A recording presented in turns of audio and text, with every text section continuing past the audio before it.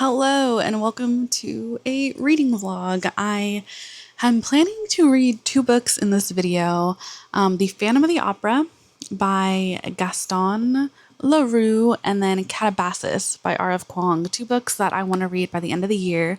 I guess this can be considered a fall vlog because it is October, but I do not know how fast I can get these books read. October has been like a crazy busy month for me. And then obviously, towards the November, it's like the start of Thanksgiving and then Christmas. And then the rest of the year is just quite busy. So I am so excited to read The Phantom of the Opera. I am a huge musical fan, and The Phantom of the Opera was the first musical I was ever introduced to. I have an uncle who played the trumpet in bands who performed in like musicals and stuff. So he introduced me to The Phantom of the Opera when I was really young. It was like on my first ever like iPod shuffle. So I'm very excited to read it and then rewatch the movie. I haven't seen the movie in years, I think, at this point. I hope you enjoy this vlog, and I will talk to you later.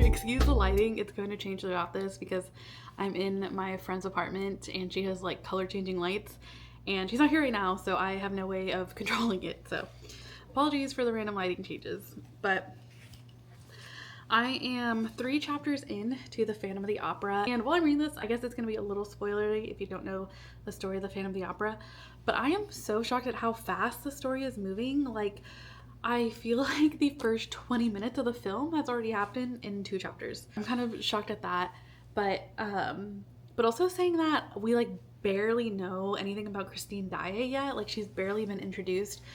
We like know the chorus girls and we're in Raoul's perspective right now. So I really love Raoul and Christine's love story and the fact that they knew each other as children. So I was kind of concerned when reading that that wasn't going to be the case this time. But luckily when they do meet, Raoul's like, "I'm the little boy who saved your scarf in the sea." And I was like, oh, great. I'm glad that we still have that like childhood connection between them. I'm enjoying it so far. I will say, I don't know if it's just like the translation or what, but there's some sentences that are like in all caps, but I don't think it necessarily means the person is yelling. So that has kind of been like weird to read and be like, okay, what's trying to be portrayed here? And then there's just like a lot of titles, which of course this takes place in, this is written in the 1810s or whatever. So, oh, and also I think Christine and Meg are not friends. Like, which I think is funny because Meg is talked about being a brat, and Meg is like the other dancer girl whose mom is like the one who has the business relationship with the Phantom and whatnot. So yeah, so basically the plan for today, I'm hanging out in my friend's apartment by myself while they are going to a concert. So my plan is to read, I'm to order some dinner to be delivered, and then at 9 Critical Role comes on, and if you watched my previous reading wrap up, you'll know that I am a fan of Critical Role, so I'm very looking forward to watching that. Their new campaign has just started. So if I have any more thoughts on Phantom of the Opera as I'm reading, I will let you know. Hello, back again. I got my food delivered. I ordered Chewy's. My go-to Chewy's order is the ponchos with fajita chicken and no jalapenos. There is ponchos. These are like the best way to have nachos in my opinion. They're like individually topped and then you can put all of your toppings and whatnot. And they're just so freaking yummy. And then since we do not have work tomorrow, I am drinking a strawberry daiquiri, a Malibu cocktail. I do prefer margaritas, but that was not an option, so we're going with this. I did realize that I think in the movie they combined the character Meg with another character, Jamie, who is like a young 15-year-old who keeps being like, "I see the ghost, I see the ghost," while Meg is like a bratty girl who's like, "Christine Daae didn't even sing 6 months ago." So I think they actually combined those characters, which makes a lot of sense. But yeah, I still feel like I'm like, what else happens in this book? Because I feel like we're moving very quickly. But I'm excited to eat my food, read some more, and if I have any more thoughts, I will update you. Bye.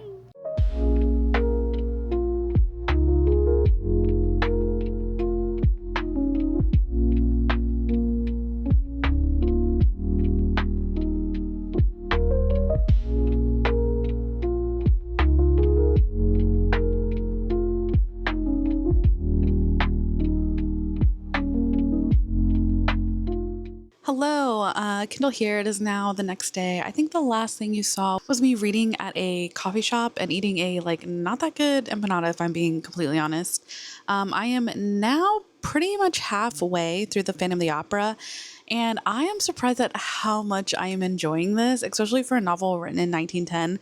This has surprisingly been really funny, and it's also mysterious because so far we've only been in like Raoul's POV or the POV of like the opera managers. So we haven't gotten Christine's POV at all. So like her actual motives and feelings are like not completely known. Like at one point, Christine has been gone for a week, having been kidnapped, question mark, by the Phantom.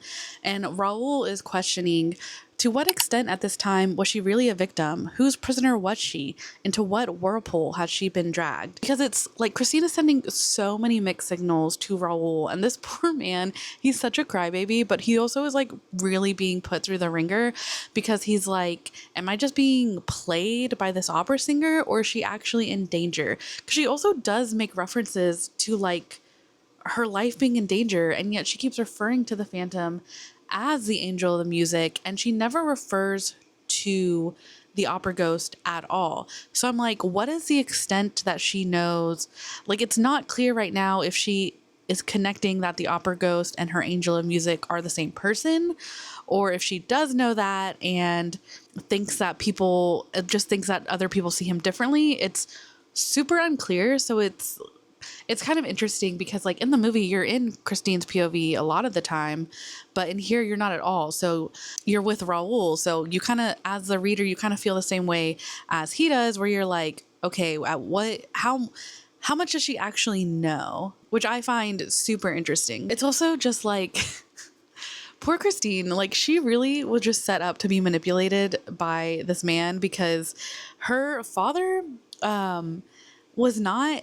It's interesting because like there was definitely something off about her father. He was a violinist, a fiddle player, and like was a lover of music.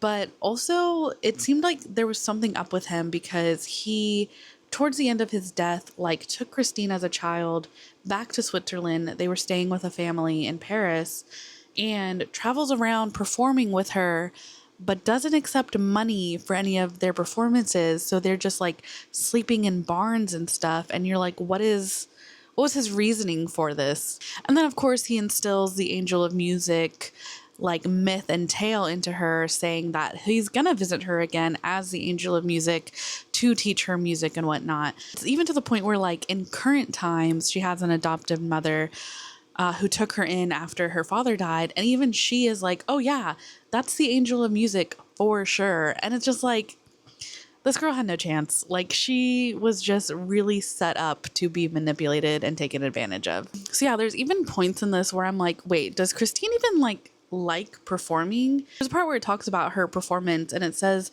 she was no longer the mistress of her own destiny and that she doesn't know herself when she sings.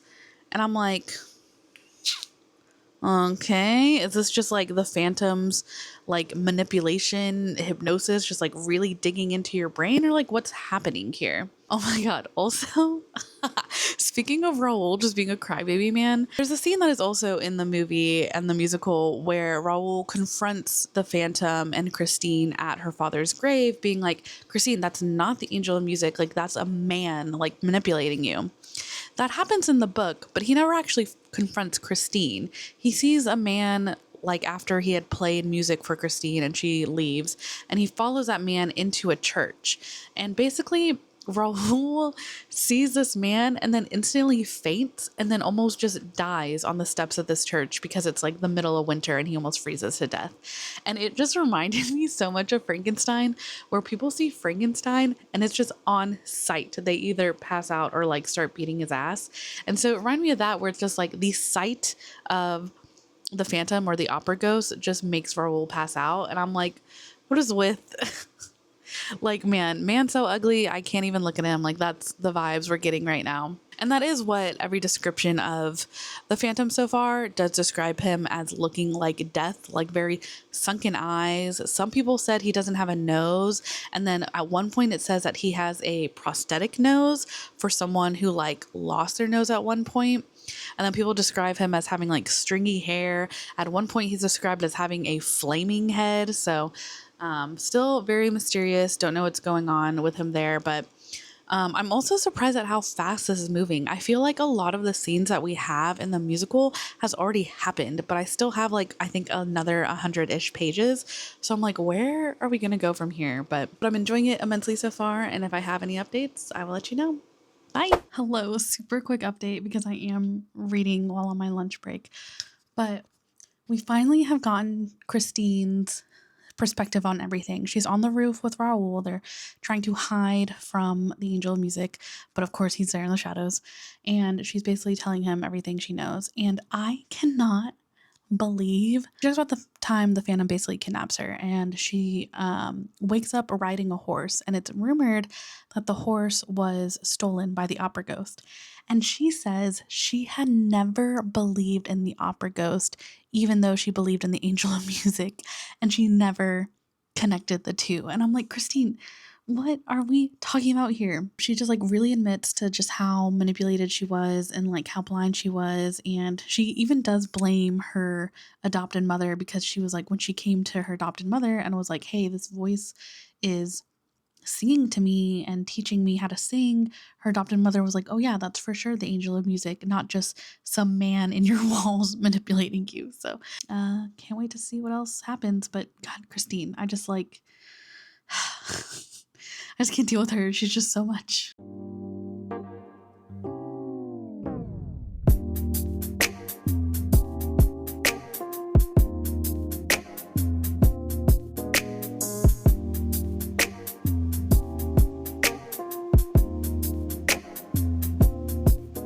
I do not remember the Phantom's name being Eric. So like I'm at the part where Christine's talking about when she basically got kidnapped for like a week, and she says, and she's like realizing the voice is just a man. She says, the man still kneeling must have understood the cause of my tears, for he said, it is true, Christine.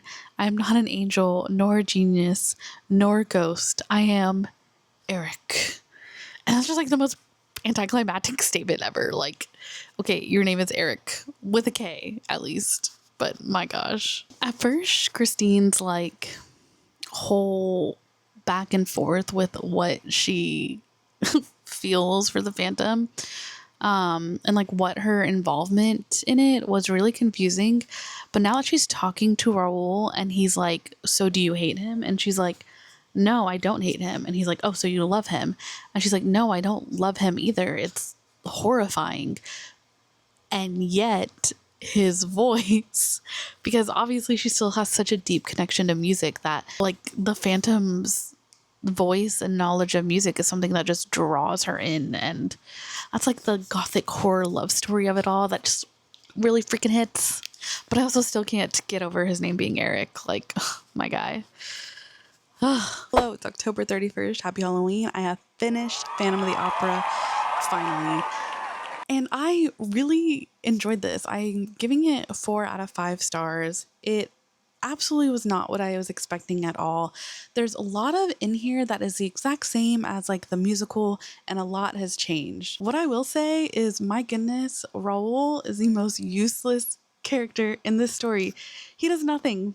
to help Christine or his cause or anything. Honestly, I'm like, why was Christine even in love with him at this point? Because truly all the man did was cry. There is a character in here called the Persian, which I was like, why does the Persian not have a name? But it does come out that he doesn't have a name because he used to be the head of the police in Persia and was like a political assassin or something. He had something to do with like the secret police in Persia, which so did the Phantom.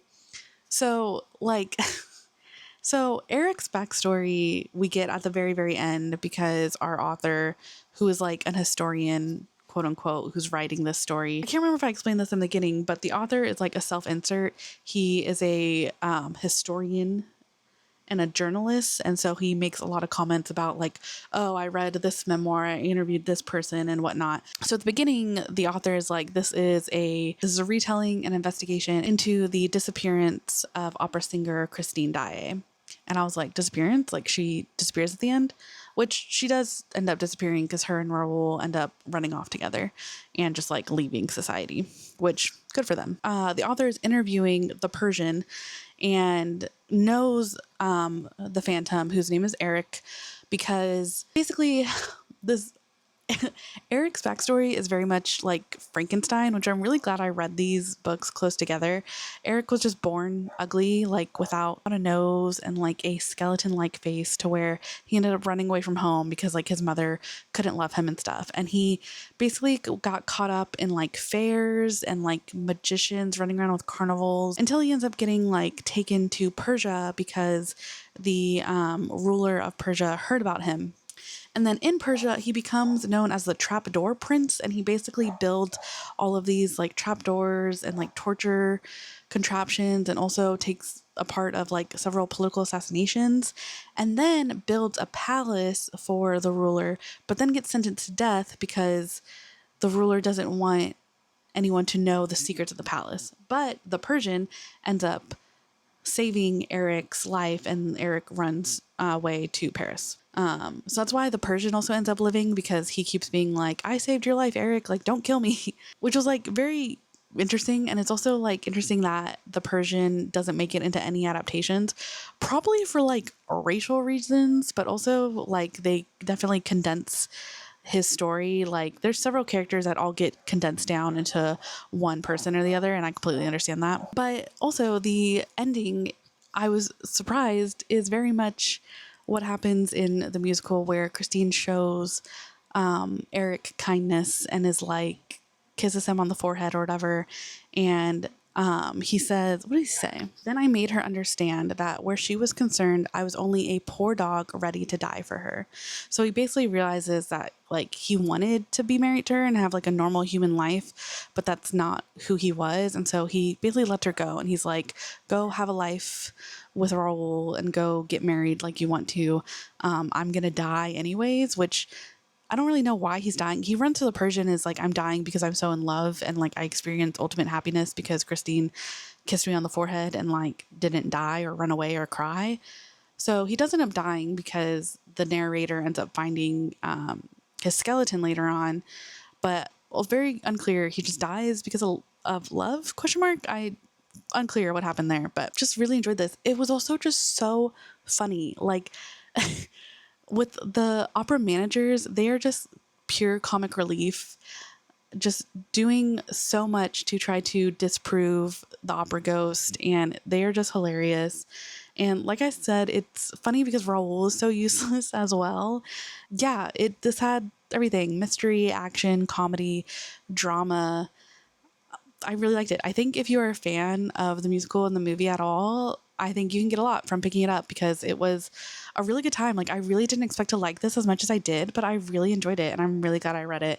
And yeah, I just like also the connection between Frankenstein and the Phantom makes so much sense. Like literally the Phantom just wants to be a part of society, but can't because of his ugliness. And so he doesn't even see himself as part of society anymore, which is what Frankenstein's monster ends up feeling as well. He just wants to be a part of the world, but the world won't let him. So he denounces the world and whatnot. So really enjoyed this. I hope you enjoyed this little reading vlog, and the video either ends here or I will continue reading, hopefully Catabasis next. So we'll see. Talk to you later. Bye.